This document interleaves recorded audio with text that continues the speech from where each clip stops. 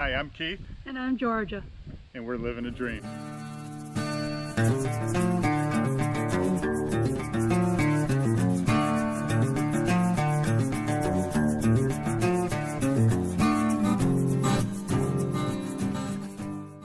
All right, so we're gonna finish our exit here at Gulf State Park. Like I said, beautiful park. We had site number 251. I loved it. I would get that site again. But there are many excellent sites here. They're all spaced out nicely, as you can see. So we're gonna get out of here and we're gonna head down. We're gonna head down along the Gulf Coast, down through Pensacola, down towards Panama City Beach. Yeah, that's right.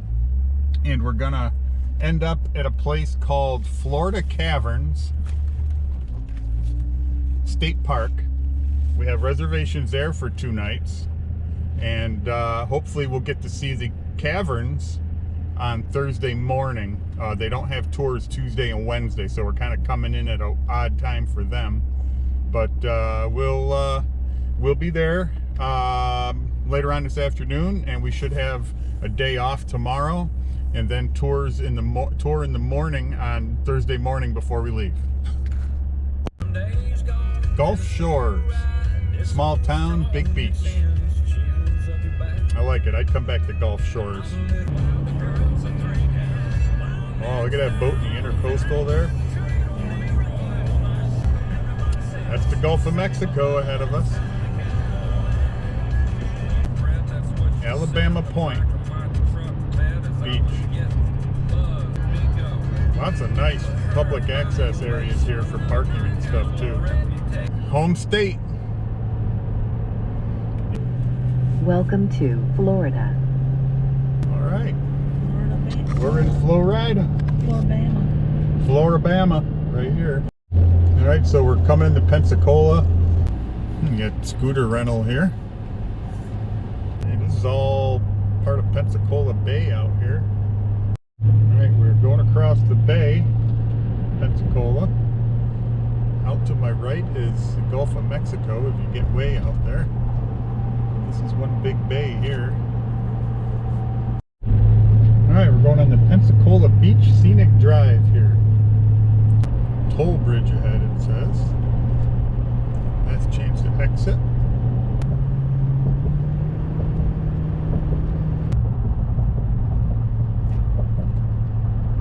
I see they used to have toll takers here. Now you just drive through the booth.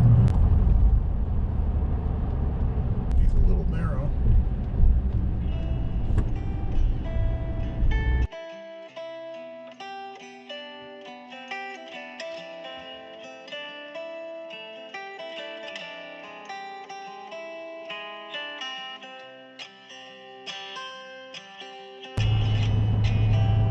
Well, we're officially at 9,000 miles right now.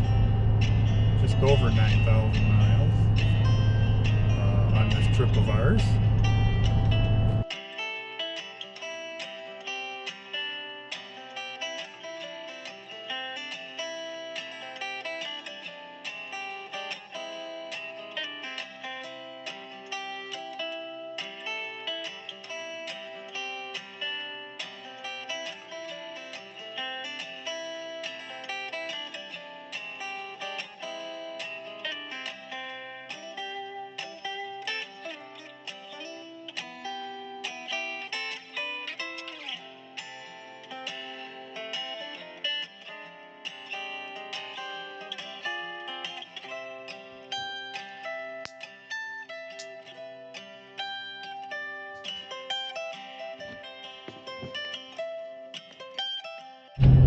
Alright, we got away from the coast and we are into some old Florida now.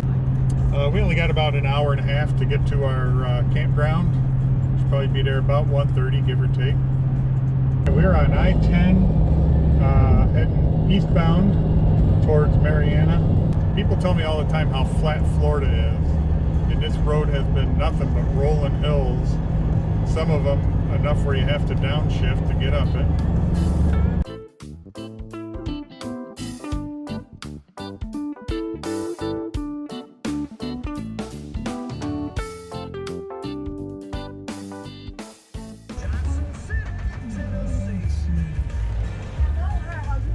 Hi, good. How are you?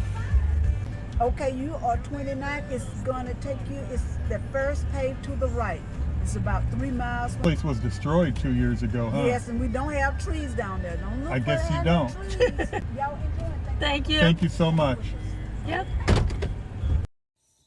On October 10th, 2018, Hurricane Michael struck the Florida Panhandle.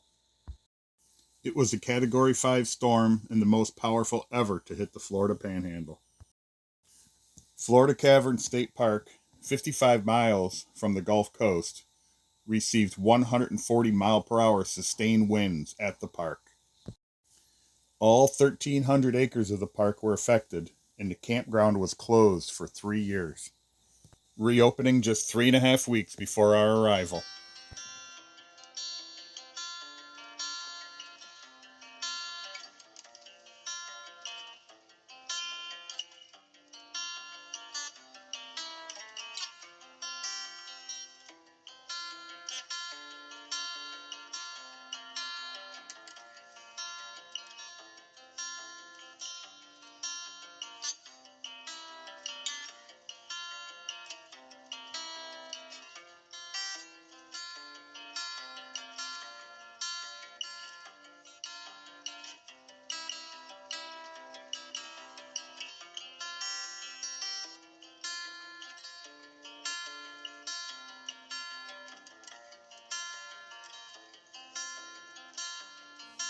A short distance from the campground is Blue Hole Spring, a nice little swimming hole.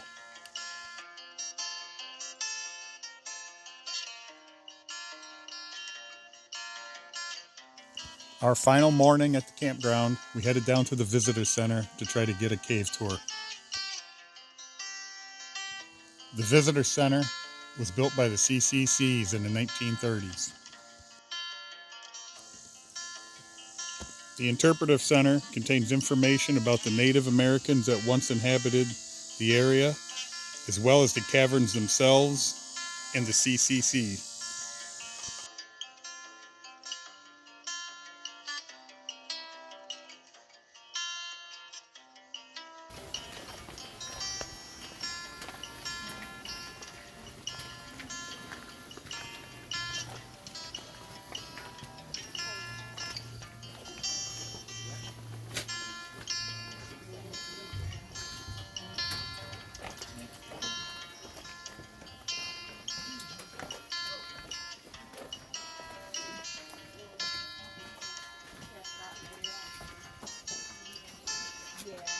Like Donald back there through the hallway, the ceiling does come down a bit low.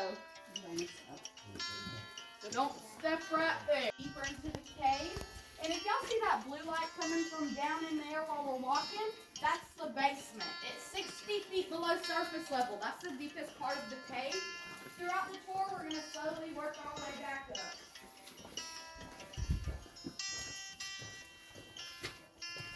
So many years ago, the whole state of Florida was under a warm, shallow sea. Y'all be very careful.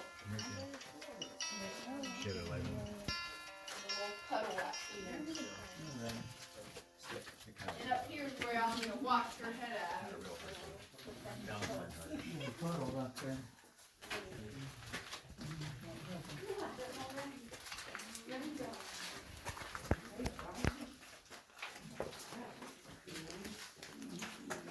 Our discovery room, but I call it the rambling room because I feel like I never stop talking in here. It does come with a brief history lesson, y'all please just bear with me. So the guy that found this cave, his name was Oliver Chalifot. Mr. Oliver was actually hired just to try and find a cave. They knew there were caves all over the property because in the 1800s, that's where the Native Americans would go to get out of bad weather. None of these men had just actually seen a cave before. Well, one day while on a walk, Mr. Oliver got lucky and he found a weird hole in the ground. Don't ask me why that crazy man dived in head first without knowing what he'd find. I'd be scared I may meet a snake face to face, but I guess he's braver than me, and he did. That was right up this pathway where those boulders are way up there in 1937. Wow. So in 1929, the stock market crashed, leading into the Great Depression. But before the Depression started, World War I had ended. So everybody was super excited, even celebrating because we just won this big war, right?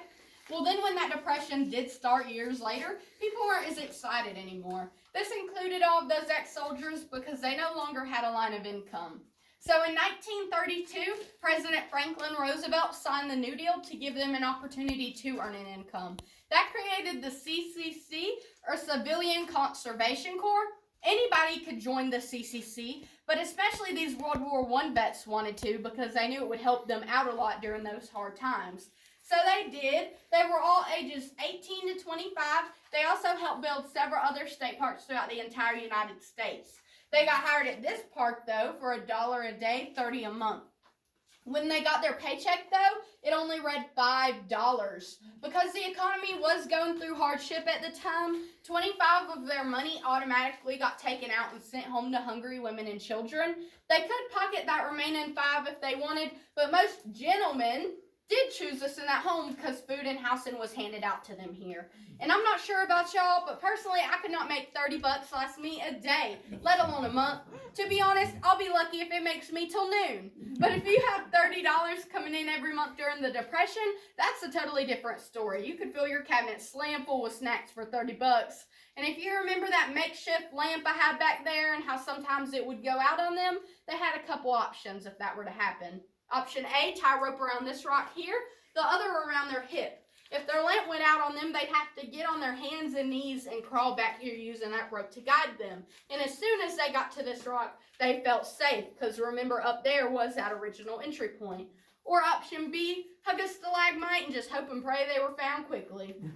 Eventually, though, they got tired of tripping over that rope, though, and bumping their head. So one of these guys was really, really smart. He got the idea to bring his lunch plate down here. He made the discovery that if he put his dim lamp in front of that porcelain dish, somehow it was able to reflect the light and light up the entire room. That's why still to this day, we have a total of 64 plates throughout the cave. They are all the original dishes. And if you see that gunk around it, that's actually cave mud that they used to hold the plate into place.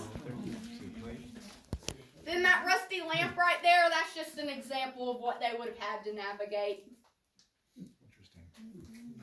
Then this rock here, it comes with a funny story, but it really was not funny at the time. The CCC would constantly trip over it, and on the way down, they'd pop their head on the top one.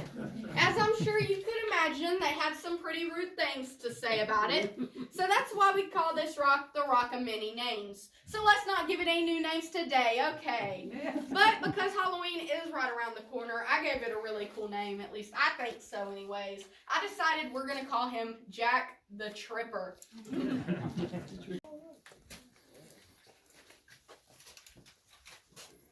This cave is very much alive. It even has a heart. Ba-boom, ba-boom.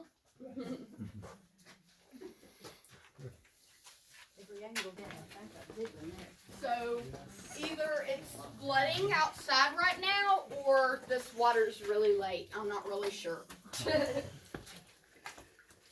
I guess we'll find out in a couple minutes though, huh?